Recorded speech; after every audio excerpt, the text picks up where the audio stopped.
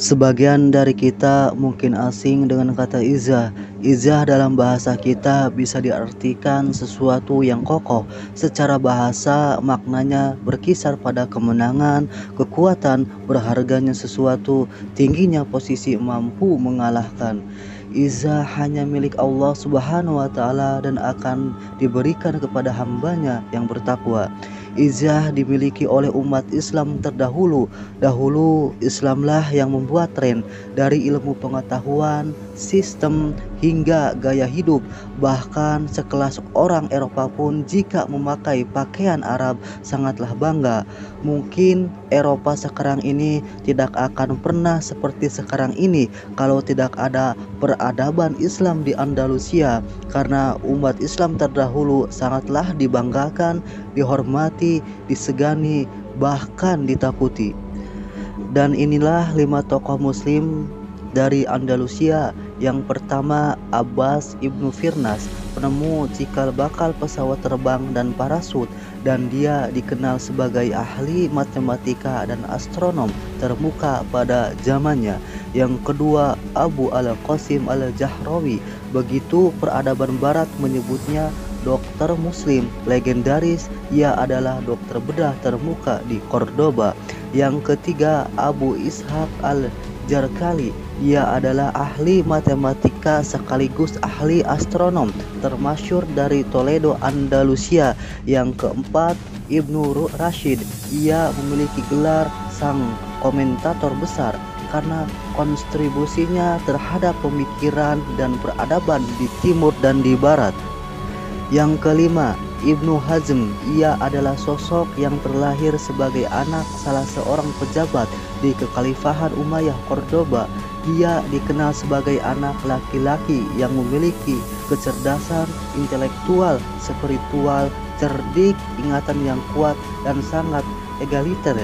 Itu hanya ilmuwan atau tokoh muslim dari Andalusia, belum ilmuwan dari Persia seperti Ibnu Sina, Muhammad bin Zakaria Ar-Razi, dan masih banyak lagi. Berbanding terbalik dengan umat saat ini dikenal dengan kemiskinan, kebodohan, tidak ada daya upaya, seperti halnya buih di lautan yang dipermainkan ombak. Inilah kemunduran umat Islam, mungkin dari kesalahan sistem dan terlalu cinta kepada dunia, sehingga sekarang ini begitu sedikit generasi izzah, karena untuk mendapatkan izzah harus terdidik menjadi generasi robani dahulu. Meski begitu, jangan berkecil hati karena banyaknya jumlah tidak menentukan kemenangan. Contohnya dalam perang Badar, 313 muslim melawan 1000 pasukan kafir Quraisy, dan dalam perang Mu'tah 3.000 pasukan muslim melawan 200.000 pasukan koalisi Romawi, dan masih banyak lagi. Karena kuantitas tidaklah penting, yang penting hanyalah kualitas. Sedangkan ima'ah dalam bahasa kita ikut-ikutan atau mengikuti setiap suara, pengikut buta tanpa punya pendapat. Yang dimaksud di sini adalah siapa saja yang mengikuti apa saja yang digemari hawa nafsunya dan yang sesuai dengan keinginannya.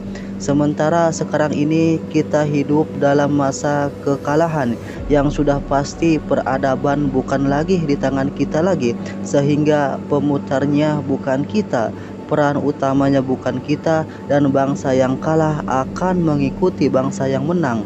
Maka sudah pasti kita akan mengikuti tren-trennya orang kafir.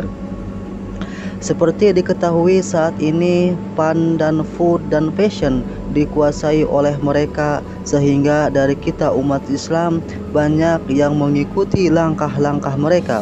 Banyak yang terjerumus dan tidak tahu apa yang diikutinya, apakah memberi manfaat atau tidak, atau bisa memberi syafaat kelak di akhirat nanti.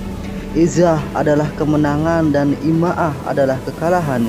Izzah adalah kemuliaan dan ima'ah adalah kehinaan.